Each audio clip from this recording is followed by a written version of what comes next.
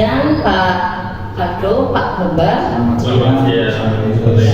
Semoga kita selalu sehat ya, kemudian selalu semangat dalam menyelesaikan tugas-tugas kita. Alhamdulillah siang hari ini kita itu bertemu untuk menyelesaikan tugas demonstrasi kontekstual 2023 ya, yakni praktek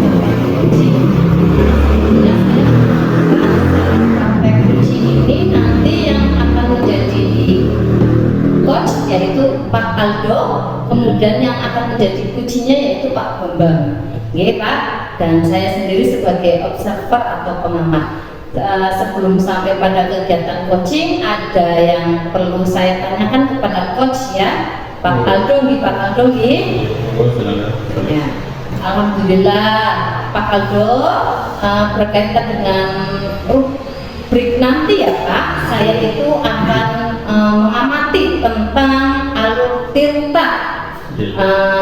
Kompetensi yang akan kami amati Pak Aldo berkaitan dengan kompetensi coaching itu meliputi apa saja sih Pak?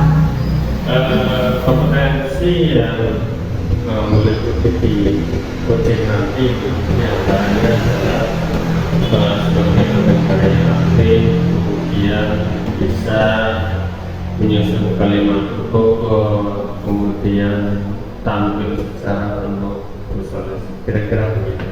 Ya.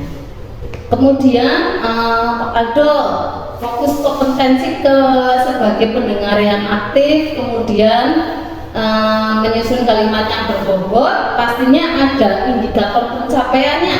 Apa kira-kira indikator pencapaiannya Pak Aldo? Saya berharap coach itu bisa menemukan sendiri dari solusi masalah-masalah yang akan dihadapi itu. Pak, baik, saya sudah mencatatnya. Silakan untuk meneruskan tugas Anda sebagai coach nih Pak.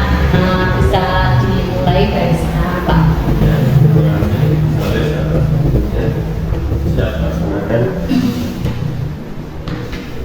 Pak Bambang. Pak Aldo.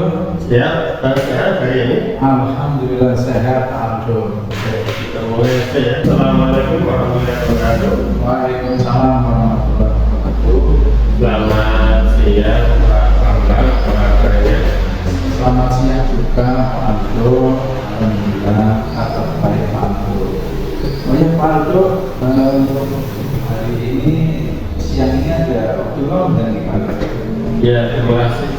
Ada waktu luang Pak Bambang.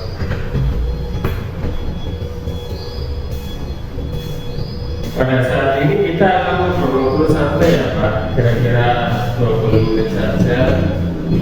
Saya ada di sini melihat Bapak sering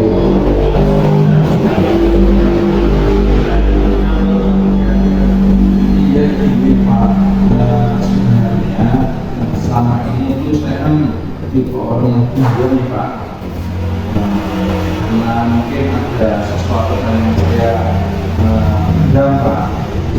Jadi saya selama ini merasa keberatan Pak dengan tugas pokok saya di sekolah sudah begitu banyak. ya. Akan saya tidak bisa memanage Pak. Tugas saya di sekolah itu antara lain sebagai ketua bengkel, sekretaris, dan bendahara jurusan juga. Dan hal ini membuat saya kadang merasa terbebani Pak. Ya. Wah, kalau itu Bapak bisa yang lebih ya, dibandingkan rekan-rekan guru yang lain ya Pak. Nanti Bapak dianggap mampu dan kira-kira rekor dan kinerja yang mungkin lebih baik ya, yang Bapak kepala sekolah harapkan dengan kinerja yang baik itu Bapak diberi tugas yang banyak dan Bapak bisa melakukannya dibandingkan rekan guru yang lain gitu. Iya sih Pak, cuma saya merasa kewalahan saja Pak dengan tugas-tugas saya. Kira-kira yang membuat Bapak kewalahan itu mana? Tapi mulainya apa Pak? Ya karena mungkin saya tidak bisa membagi waktunya Pak. Terus saya juga tidak dapat memilih dan memilah tugas mana yang seharusnya saya kerjakan terlebih dahulu. Jadi bahwa merasa kewalahan dengan tugas yang diberikan oleh atasan dalam hal ini bisa saja atasannya itu dari kepala program pelatihan maupun dari bapak kepala sekolah nih merasa tidak bisa membagi waktu dengan baik serta tidak bisa memilah dan memilih tugas sesuai dengan skala prioritas yang Betul sekali itu Pak, saya rasakan. Jadi kira-kira apa nih yang Bapak dapatkan dari percakapan ini?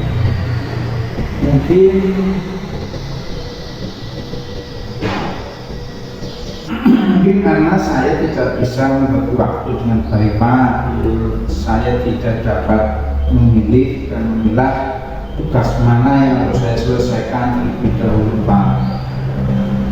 Dan menurut Bapak kira kalau tugas seperti itu bisa memilih dan memilah itu kira-kira nih Bapak ingin memprioritaskan atau memilih untuk menyampaikan keberatan atau mengajukan pengurangan beban kerja tanggung jawab atau Bapak ingin berbenah diri dengan memperbaiki diri terlebih dahulu? Iya Pak. Nah, jadi sebenarnya saya ingin menyampaikan keberatan saya kepada kepala prodi, Pak Prodi. Tetapi saya belum berani Pak untuk mencobanya karena takut mengecewakan Pak Prodi saya. Namun saya punya niatan untuk memperbaiki diri. Saya terlebih dahulu dengan cara yang baik dan lagi dalam membagi waktu. Oke, jadi Bapak akan mencoba memperbaiki diri terlebih dahulu ya. Oke, kalau boleh tahu nih sebenarnya instrumen apa atau indikator yang dapat membagi waktu dengan baik dalam menyelesaikan pekerjaan itu seperti apa menurut Pak Bambang? Iya, sepertinya akan lebih baik jika memperbaiki dulu ya Pak. Mungkin saja permasalahan ini dikarenakan saya kurang maksimal dan membagi waktunya Pak. Oke, jadi Pak Bambang itu lebih memilih untuk memperbaiki diri terlebih dahulu dibandingkan untuk menyampaikan permasalahannya kepada Bapak Kepala Sekolah. Baiklah, jadi Bapak menginginkan bisa menyelesaikan tugas utama Bapak sebagai guru, lalu dapat pula menyelesaikan tugas lain yang diamanatkan oleh Bapak Kapolri bisa dapat mengerjakan semua tugas penting lainnya tanpa ada semua perhatian dari Bapak. Begitu ya kira-kira Bapak? Betul Pak. Mungkin saya juga akan minta bantuan rekan guru dan dalam menghandle tugas yang sekiranya saya bisa selesaikan secara akhir. Oke, jadi menurut Pak Bambang dapat membagi waktu dengan baik perlu membuat instrumen dengan skala prioritas dan juga meminta bantuan dari rekan-rekan guru lain dalam menyelesaikan tugas yang sekiranya bisa diselesaikan secara tim. Ya, gitu Bapak. Iya Pak, lebih cepat lebih baik Pak. Mungkin hari ini juga saya akan menerapkan tugas-tugas tim seperti itu Pak. Oh begitu, jadi Pak Bambang akan secepat mungkin dimulai hari ini untuk membuat perubahannya ya Pak. Oke, saya apresiasi banget atas semangatnya Pak Bambang. Wah, ternyata Bapak sangat semangat sekali ya untuk hari ini. Kalau Bapak merasa sudah mulai kendor dalam mengerjakan tugas, kemudian sudah mulai tidak fokus lagi dengan membuat daftar tugas berdasarkan skala prioritas apa ada pihak lain yang Bapak minta tolong untuk memacu atau mengingatkan dan memberi motivasi kepada Pak Bambang? Ya baik Pak, saya akan memperbaiki terlebih dahulu, memotivasi diri, mengurangi untuk berkeluh kesah.